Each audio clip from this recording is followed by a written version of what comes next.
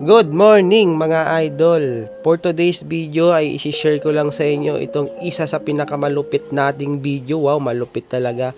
Ito yung patungkol sa bike lane or yung tinatawag natin na sharrow or shared lane. Ayan po, kung may makikita po kayo dyan na nakadrawing na bike tapos arrow, yun po yung tinatawag na sharrow or shared lane. So it means pwede po tayong dumaan dyan ng mga motorista or kahit yung mga naka 4 wheels, pwede pong dumaan dyan sa bike lane. Basta make sure lang po natin na cleared po yung area at walang masyadong dumadaan na mga nagbabike. Kasi syempre priority pa rin talaga dyan yung mga nagbabike mga idol. Kasi sa totoo lang, marami pa rin kasi talaga sa atin na mga motorista ang hindi nakakaalam na pwede po pala tayong dumaan dyan sa bike lane kapag may nakadrawing siya na arrow.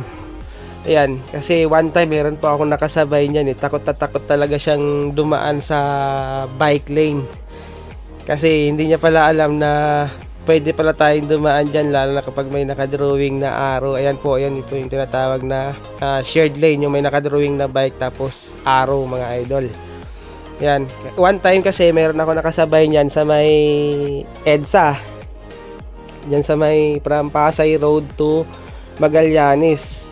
Takot na takot siya pumasok sa bike lane kasi daw baka mahuli siya. Sabi ko, pagka ganon, pagka may nakikita ka na mayroon siyang drawing na arrow, pwede po tayong dumaan dyan kasi yun po yung tinatawag na sharrow or shared lane.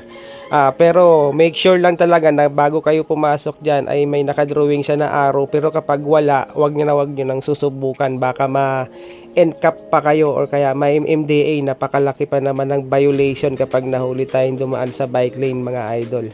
Basta yun, bago po tayo dumaan sa bike lane, make sure lang na mayroon siya nakadrawing na arrow. At syempre, doble ingat pa rin tayo sa mga biyahe natin kasi syempre delikado po yan pagka dumaan tayo dyan sa mga gilid-gilid.